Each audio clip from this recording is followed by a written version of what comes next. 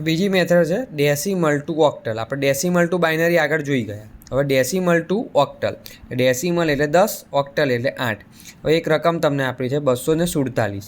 તો 247 આપણે શેમાં કન્વર્ઝેશન કરવાનું છે? ઓક્ટલમાં.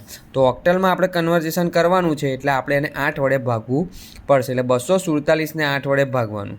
બરાબર છે. નિયર બાય આપણે જોઈશું તો 30, 8 તરી 24. 30 8 શું થશે? 240 થશે. તો 240માં કેટલા ઉમેરવાથી 247 આવે? તો 7. તો એ 7ને અહીં લખી દેવાનું. પછી 8 તરી 24. હવે કેટલા ખૂટ્યા? 24માં કેટલા ખૂટ્યા? તો કે 6 ખૂટ્યા. તો 6ને અહીં લખી દેવાનું. બરાબર. વધારાનું શું વધ્યું છે? 3. હવે 3ને તો 8 વડે આપણે ભાગી શકીએ નહીં. એટલે 3ને સીધું આપણે અહીં લખી દેવાનું. બરાબર છે. એટલે આપણે આમાં જઈશું નીચેથી ઉપરની તરફ. એટલે આનો જવાબ આવશે 367. બરાબર. જો એ રીતે પોઈન્ટમાં આપ્યું હોય કે 247.32 તો આપણે આગળ જોયું એમ એટલે 0.32 ગુણ્યા 8 જે જવાબ આવે તો કે 2.56. તો 2ને અહીં લઈ લેવાનો. પછી 0.56 વધ્યો તો 0.56 ગુણ્યા 8 તો જે જવાબ આવે છે એમાં પહેલું પોઈન્ટ આગળનું લઈ લેવાનું 4. એ રીતે અહીંયા જો 3 આપ્યા તો 3થી 4 સુધી આપણે જવાનું. તો આમાં ખાસ ધ્યાન રાખવાનું. પહેલાંમાં આપણે નીચેથી ઉપર જતા હતા, આમાં ઉપરથી નીચે આવવાનું. બરાબર છે. એટલે 2, 4, 3, 6 આ આપણને ઓક્ટલમાં કન્વર્ઝેશન મળી ગયું.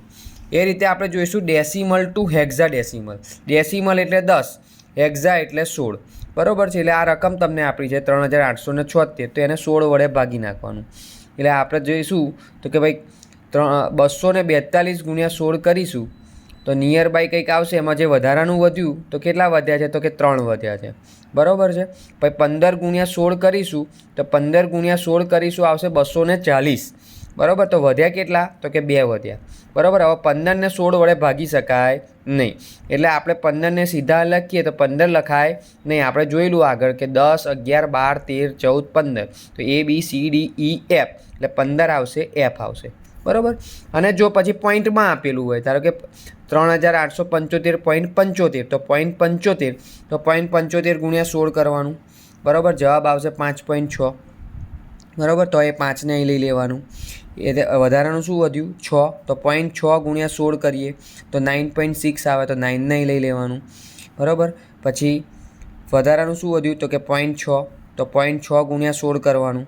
તો બી શું જવાબ આવ્યો? 9.6. હવે છે ને દર વખતે 9.6 રિપીટ થયા રાખશે. એટલે બહુ સુધી આપણે જવાનું નહીં, 3 આંકડા સુધી જવાનું. એટલે જવાબ આવશે 599. પછી 999 છે ને કન્ટિન્યુઅસ થશે. બરાબર છે. એટલે આગળનો આપણે જવાબ શું આવ્યો?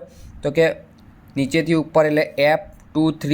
આમાં ઉપરથી નીચે એટલે 59999 જેટલે સુધી આપણે 4 આંકડા સુધી લખીએ તો આપણને આ મળી ગયું ડેસિમલ ટુ હેક્ઝાડેસિમલમાં કન્વર્ઝેશન. એટલે F23.5999.